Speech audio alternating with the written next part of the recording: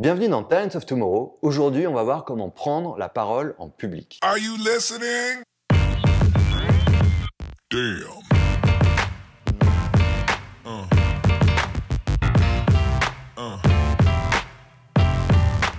Alors, le comédien Jerry Seinfeld aimait bien raconter que la peur la plus citée par les gens quand on leur pose la question, c'est de prendre la parole en public.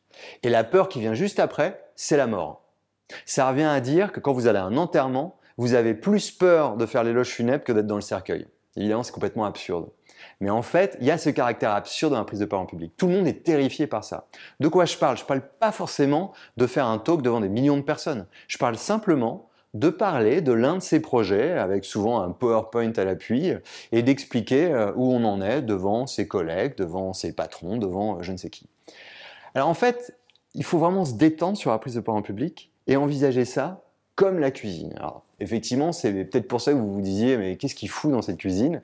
Parce que justement, c'est comme cuisiner prendre la parole en public. D'abord, vous cuisinez pour des gens. Pour des gens, ça veut dire que vous allez essayer de faire plaisir à des personnes, celles pour lesquelles vous avez cuisiné, en essayant de connaître leur goût, ce qu'ils aiment pas, leurs habitudes alimentaires, et vous allez adapter une recette en fonction des goûts de ceux pour qui vous cuisinez.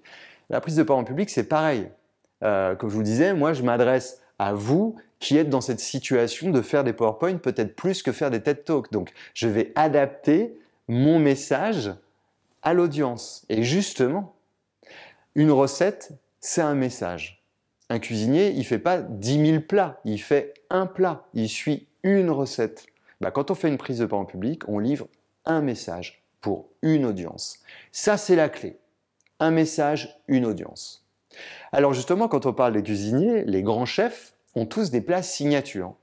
Ils ont les plats qu'ils aiment réaliser, ce pourquoi ils sont connus. Et ils vont utiliser des ingrédients bien précis pour réaliser ces plats. Et chaque chef a sa petite recette. C'est plutôt le beurre, c'est plutôt l'huile, c'est plutôt cuit, c'est plutôt cru. Il y a du gluten, il n'y a pas de gluten. Et en fait, vous n'avez jamais vu un chef qui utilise les ingrédients à la façon d'un autre. Parce que ce qui particularise justement un chef d'un autre, c'est sa recette, ses ingrédients, la façon dont il les utilise. C'est ça, prendre la parole en public. C'est finalement être vous. C'est jouer avec vos ingrédients, vos exemples, vos illustrations, ce qui vous est arrivé, vos goûts, ce qui vous marque, ce qui ne vous marque pas. Il y a un truc très simple quand on prend la parole en public. Il suffit d'être soi. Il suffit d'être sincère et que la prise de parole en public, le message que vous poussez, soit illustré par vos exemples et pas ceux d'un autre. Quelque part, rien de plus simple puisque vous les connaissez. Et donc ensuite, l'enjeu, c'est d'exécuter correctement sa recette. Et là, il va évidemment, comme quand vous cuisinez, se passer un millier de trucs que vous n'avez pas prévus. Ah ma merde, il me fallait des oignons, j'en ai pas. Ah, j'ai oublié ça sur le feu, c'est un peu trop cuit. Ça arrive tous les jours. Et en fait, quand vous prenez la parole en public, la peur des imprévus est une des choses qui vous stresse le plus. Mais en réalité, il faut jouer avec ça. Il faut toujours se ramener au message que l'on veut faire passer et jouer avec tout ce qui peut se passer. Vous aviez 20 minutes, vous n'avez plus que 5. Vous avez quelqu'un qui vous pose une question à laquelle vous n'étiez pas préparé.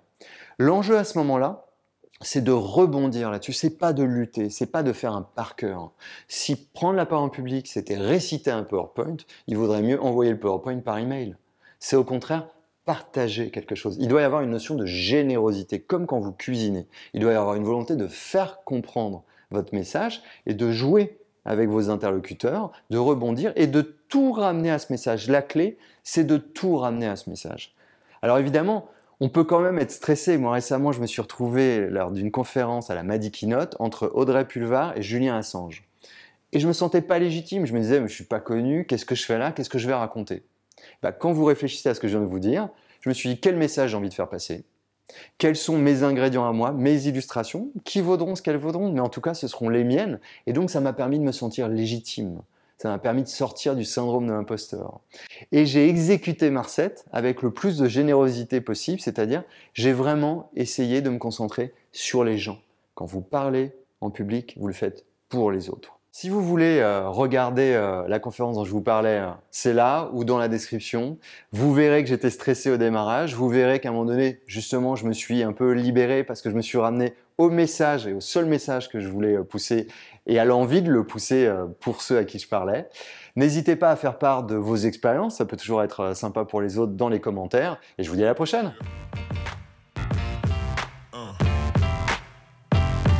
Yeah.